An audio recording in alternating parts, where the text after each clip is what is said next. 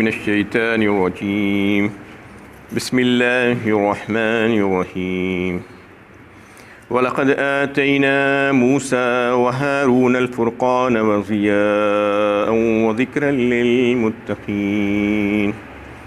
اور ہم نے موسیٰ اور ہارون کو ہدایت و گمراہی میں فرق کر دینے والی اور متقین کے لیے ایک کتاب عطا فرمائی۔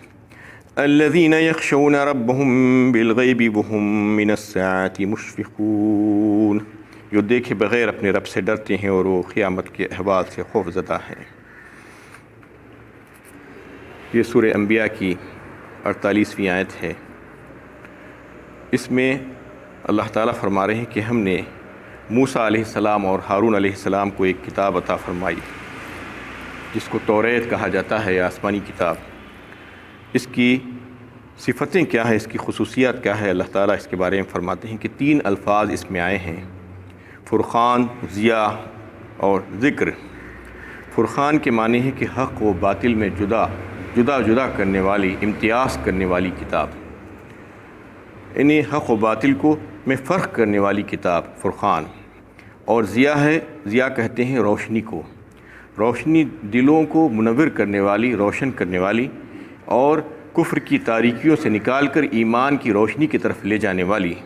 اور ذکر و تذکیر، نصیحت، یہ اس کتاب میں اس کی صفت یہ بھی تھی۔ تو یہ 3 صفتیں اللہ تعالیٰ اس کتاب کی بتائے ہیں توریت کے، ایک تو فرقان، دوسرے ضیاء اور تیسرے ذکر۔ لیکن یہ ان لوگوں کے لیے ہے للمتقین، جو متقین ہیں، جو ڈرنے والے ہیں۔ کون ہیں؟ دوسری آیت میں آ رہا ہے الذین یخشون ربهم بالغیب وهم من الساعة مشفقون، یعنی متقی وہ ہیں جو دیکھے بغیر اپنے رب سے ڈرتے ہیں اور قیامت کے احوال سے وہ خوفزدہ رہتے ہیں، ان کا دل ڈر جاتا ہے اور کانپ جاتے ہیں قیامت کی بات جب آتی ہے۔ تو یہ صفتیں صرف انہی میں ہوگی جو متقی ہوں گے، ان کی صفتیں یہ ہوگی، اور اس سے وہ فائدہ اٹھائیں گے اس کتاب سے۔ اور اس کتاب کے تعلق سے تو یہ صفتیں آئی ہیں۔ قرآن کو بھی الفرقان کہا جاتا ہے، اس کتاب کو بھی الفرقان کہا جاتا ہے، اس کو بھی جو ہے حق اور باطل میں جدا کرنے والی کتاب کہا جاتا ہے۔ اور اس کے تعلق سے بھی سورہ بقرہ پارے 1 ہی میں اللہ تعالیٰ نے فرما دیا کہ ھدی للمتقین، اس میں ہدایت ہے متقیوں کے لیے، یعنی متقیوں ہی کی بات ہوتی ہے جہاں جہاں پر آپ دیکھیں گے کہ قرآن کے لیے بھی، جبکہ قرآن جو آیا ہے وہ ساری انسانیت کے لیے آیا ہے، صرف چند لوگوں کے لیے نہیں آیا ہے، بلکہ ھدی للناس ہے اصل میں تو، لیکن اس سے فائدہ اٹھائیں گے صرف متقی لوگ۔ اللہ تعالیٰ خود فرما رہے ہیں سب نہیں اٹھائیں گے، فائدہ اٹھانے والے لوگ جو ہوں گے وہ متقی ہوں گے۔ آخر متقی کون ہے، کس کو متقی کہا جاتا ہے؟ جبکہ متقیوں کے بارے میں بار بار قرآن میں آپ دیکھیں گے کہ جنت کے جو حقدار ہیں وہ متقی ہی کہا جاتا ہے۔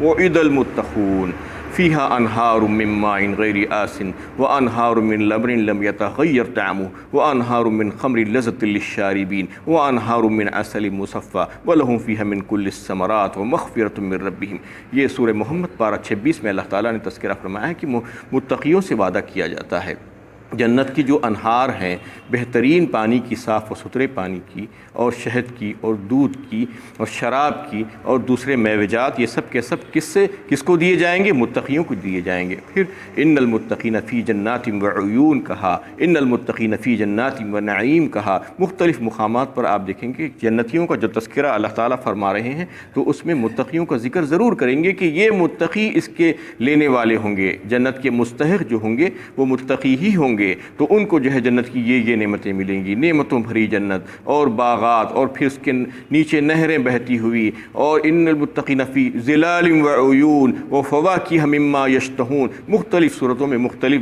جنتیوں کے تذکرے، اور پھر وہاں پر اس کے فوراً ساتھ جو ہے یہ بات کہ یہ متقیوں کے لیے ہوگی، یعنی متقی تو متقی وہ ہیں جو ڈر کر زندگی گزارتے ہیں۔ کس بات سے ڈر کر؟ اللہ سے ڈر کر زندگی گزارتے ہیں، اور سارے وہ چیزیں جس میں ذرا بھی شک و شبہ ہو ان تمام کاموں کو چھوڑ دیتے ہیں، اور اللہ تعالیٰ نے جن کاموں سے منع فرمایا ہے، جو منہیات ہیں، اس سے فوراً اپنے آپ کو روک لیتے ہیں، یہ متقی ہے۔ یعنی متقی کہتے ہیں پرہیزگار کو۔ جیسا کہ دنیا میں آپ دیکھتے ہیں کہ آپ کو کوئی تکلیف، بیماری ہو تو آپ ڈاکٹر کے پاس جاتے ہیں، تو ڈاکٹر کیا کرتا ہے؟ آپ کو کہ کچھ دوا دیتا ہے اور پھر کچھ پرہیز بتاتا ہے۔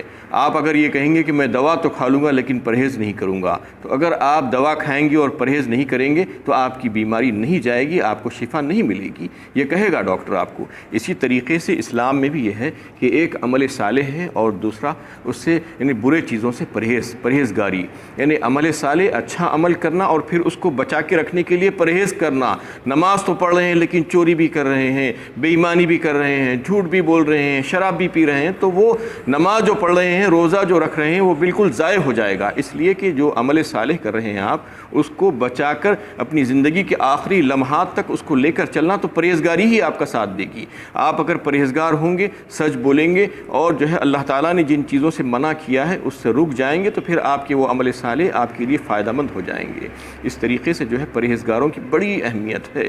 پرہیزگار جو ہوگا وہی کامیاب ہوگا، اسی کو جنت ملے گی۔ عمل صالح صرف کر لے گا، اس کے بعد اپنی منمانی زندگی گزارے گا، نڈر اور بے خوف ہو کر زندگی گزارے گا، تو پھر وہاں پر جانے کے بعد اس کو خوف کی زندگی ملے گی۔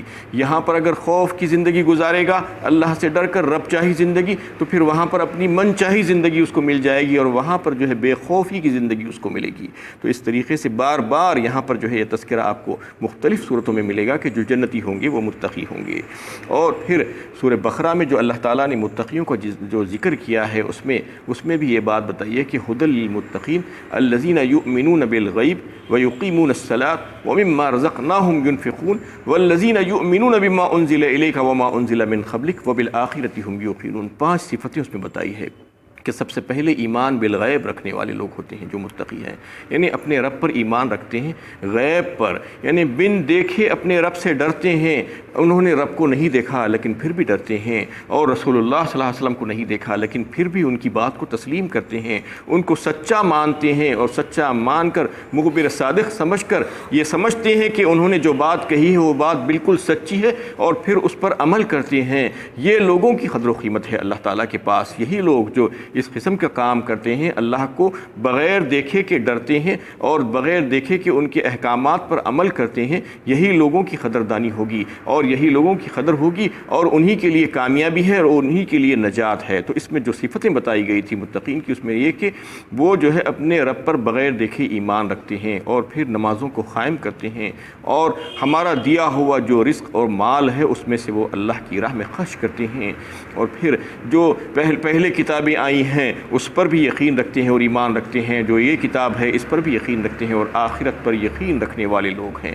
یہ تمام لوگ کون ہیں؟ متقی وہی ہیں جو باعث بعد الموت اور پھر اپنے رب کے روبرو حاضری اور حساب و کتاب اور جزا و سزا پر بالکل یقین رکھتے ہیں، اور یقین کی کیفیت ہوتی ہے، ان کو مانتے ہیں، تو یہی لوگ جو ہے اس سے فائدہ اٹھا سکتے ہیں اس کتاب سے، اور یہی لوگ متقی ہیں۔ اس لیے متقیوں کی بڑی اہمیت اور فضیلت جو ہے مختلف صورتوں میں آپ کو ملے گی۔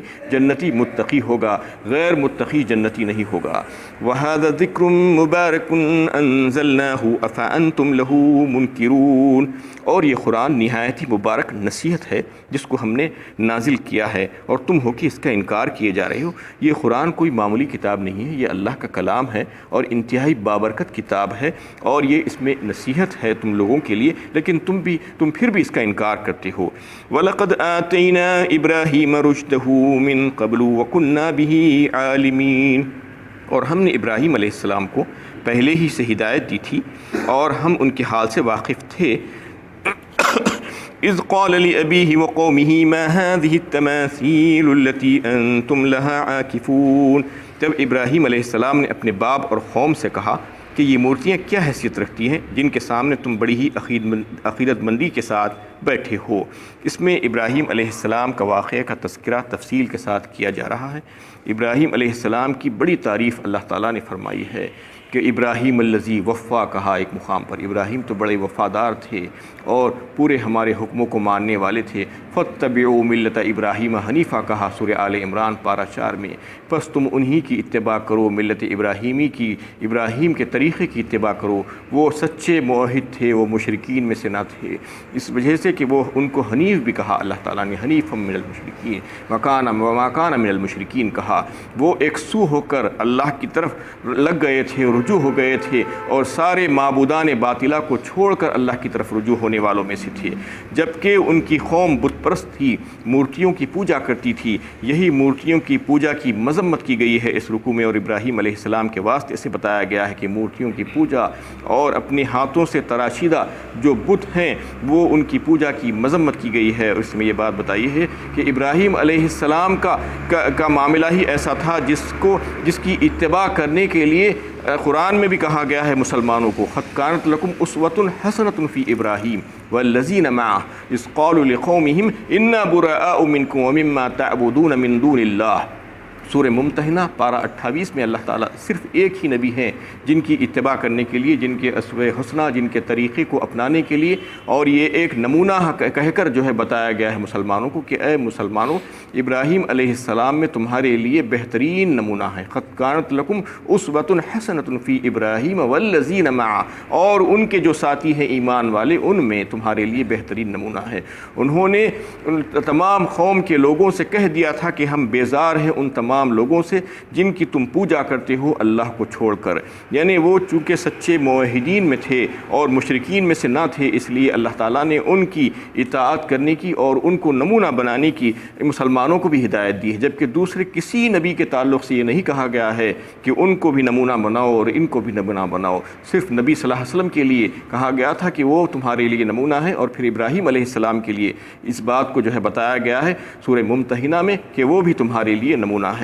تو ابراہیم علیہ السلام کی خصوصیت یہی تھی کہ وہ مشرکین میں سے نہ تھے، اور ان کا زمانہ موسیٰ علیہ السلام سے بہت پہلے کا زمانہ تھا۔ اس میں اللہ تعالیٰ یہی فرما رہے ہیں کہ ابراہیم رشدہ من قبل وکنا بہ عالمین، چونکہ موسیٰ علیہ السلام کا تذکرہ اس سے پہلے آیا تھا اور بتایا جا رہا ہے کہ یہ موسیٰ علیہ السلام سے بہت پہلے کی بات ہے۔ ہم نے ابراہیم علیہ السلام کو رشد و ہدایت سے نوازا تھا اور سمجھداری سے نوازا تھا، اور ہم کو یہ معلوم تھا وکنا بہ عالمین کہا، پہلے ہی سے معلوم تھا کہ ابراہیم اس کے حقدار ہیں، اس کو جو ہے اچھی طریقے سے نبھا سکتے ہیں اور اس کا حق ادا کر سکتے ہیں۔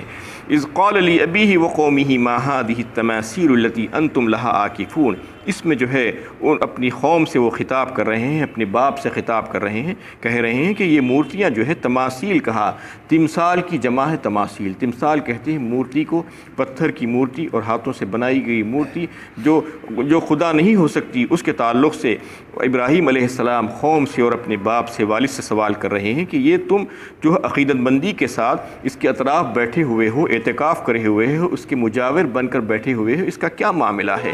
کیوں اس کے اطراف تم بیٹھ گئے ہو؟ قالوا وجدنا آباءنا لها عابدین، کہا ہم نے اپنے باپ دادا کو اسی طرح عبادت کرتے ہوئے دیکھا ہے۔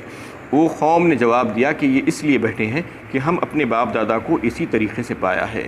باپ داداؤں کی عبادت کرنا اور ان کی باتوں کو اچھا سمجھنا اور ان کو یہ سمجھنا کہ وہی جو ہے قابل عمل ہے، قابل تقلید ہے، یہی جو ہے گمراہی کا باعث ہوئی ہے ہزاروں، لاکھوں، کروڑوں لوگوں کے لیے۔ اس کو اللہ تعالیٰ نے منع کیا ہے قرآن میں مختلف جگہوں پہ کہ باپ دادا کی تقلید مت کرو اگر وہ گمراہ ہو تو۔ وَإِذَا قِيلَ لَهُمُ اتَّبِعُوا مَا أَنزَلَ اللَّهُ قَالُوا بَلْ نَتَّبِعُ مَا أَلْفَيْنَا عَلَيْهِ آبَاءَنَا أَوَلَوْ كَانَ آبَاؤُهُمْ لَا يَعْقِلُونَ شَيْئًا وَلَا يَهْتَدُونَ۔ اس میں جو ہے سورہ بقرہ پارہ 2 میں اللہ تعالیٰ نے اس کا تذکرہ فرمایا ہے، جب ان سے کہا جاتا ہے کہ اس چیز کی تقلید کرو، اس چیز کی اتباع کرو جس کو اللہ تعالیٰ نے نازل فرمایا ہے، یعنی قرآن کی اتباع کرو، تو وہ کہتے ہیں کہ ہم انہی چیزوں کی اتباع کریں گے، انہی چیزوں کی پیروی کریں گے جس پر ہم نے اپنے باپ داداؤں کو پایا ہے۔ اللہ تعالیٰ سوال کرتے ہیں اگر تمہارے باپ دادا راہ گم تھے اور بے عقل تھے، ان کو سمجھ نہیں تھی، تو کیا تم اب بھی انہی کی اتباع کرو گے، انہی کی تقلید کرو گے؟ جبکہ ان کو چھوڑ دینا چاہیے۔ اگر تم دیکھو کہ وہ جو ہے صحیح راہ پر نہیں تھے، ہدایت کی راہ پر نہیں تھے، تو پھر ان کی اتباع جائز نہیں ہے، ان کی اتباع کو چھوڑ دینا چاہیے۔ یہی اتباع کرتے کرتے لاکھوں کروڑوں لوگ گمراہ ہو چکے ہیں، اور اس میں جو ہے اس سے منع کیا گیا ہے اور مورتی کی پوجا سے منع کیا گیا ہے۔ حضرت ابراہیم علیہ السلام قوم سے مخاطب تھے اور کہہ رہے تھے کہ قال اتعبدون ما تنحتون، سورہ صافات میں بات بتائی ہے، تم ایسی چیز کو کیوں پوچھتے ہو جن کو خود تراشتے ہو؟ واللہ خلقکم وما تعملون، سورہ صافات ہی میں اللہ تعالیٰ فرماتے ہیں کہ اللہ تعالیٰ نے تم کو پیدا کیا ہے اور تم کیا کر رہے ہو، یعنی جس نے پیدا کیا ہے اس کی عبادت کی جانی چاہیے یا اپنی ہی گھڑی ہوئی مورتیوں کی؟ اس طرح سورہ شعراء میں جو ہے اللہ تعالیٰ فرما رہے ہیں کہ ابراہیم علیہ السلام ان سے پوچھ رہے ہیں قال هل يسمعونکم اذ تدعون او ينفعونکم او يضرون، جب تم ان کی پوجا کرتے ہو، ان کے اطراف بیٹھے ہوئے ہو، کیا وہ تمہاری باتوں کو سنتے ہیں یا تمہیں نفع نقصان پہنچانے پر قدرت رکھتے ہیں؟ وہ ان سے سوال کرتے ہیں تو وہ جو ہے جواب دیتے ہیں کہ ہم اپنے باپ داداؤں کو یہی کرتے دیکھا ہے۔ یعنی حضرت ابراہیم علیہ السلام نے اپنی باپ اور قوم سے کہا کیا تم نے غور بھی کیا ہے کہ جن کو تم پوچھتے رہے ہو، تم بھی اور تمہارے اگلے باپ دادا بھی، میں ان سب کا مخالف ہوں۔ آپ نے کہا جب تم انہیں پکارتے ہو کیا وہ تمہاری آواز کو سنتے ہیں؟ اگرچہ کہ ان کے باپ دادا کسی بات کو نہ سمجھتے ہو اور نہ راہ راست پر ہو۔ جو لوگ بزرگوں کی خبروں سے فیض و برکت حاصل کرنے کا تصور رکھتے ہیں، غور کریں کہ ان کے عقائد کس قدر بے اثر اور باطل ہے، یعنی کتنے بے اصل ہے، اس میں کسی قسم کی کوئی حقیقت نہیں ہو سکتی۔ جو منتیں اور مرادیں مانگتے ہیں جا کر وہاں پر اور فیض کی باتیں کرتے ہیں اور ان سے جو ہے امیدیں لگاتے ہیں، تو یہ امیدیں صرف اور صرف اللہ ہی سے لگانی چاہیے۔ اللہ تعالیٰ ایسے لوگوں کو بہترین سمجھ عطا فرمائے، عقل عطا فرمائے، جو جا کر جو ہے ان کے سامنے ٹھہرے ہیں اللہ کو چھوڑ کر، جو اللہ تعالیٰ قادر مطلق ہے، ہر چیز کو پر دینے پر قادر ہیں، لیکن اس کو چھوڑ کر دوسروں کے پیچھے پڑے ہوئے ہیں۔ اللہ تعالیٰ انہیں سمجھ عطا فرمائے، عقل عطا فرمائے۔ وآخر دعوانا ان الحمد للہ رب العالمین۔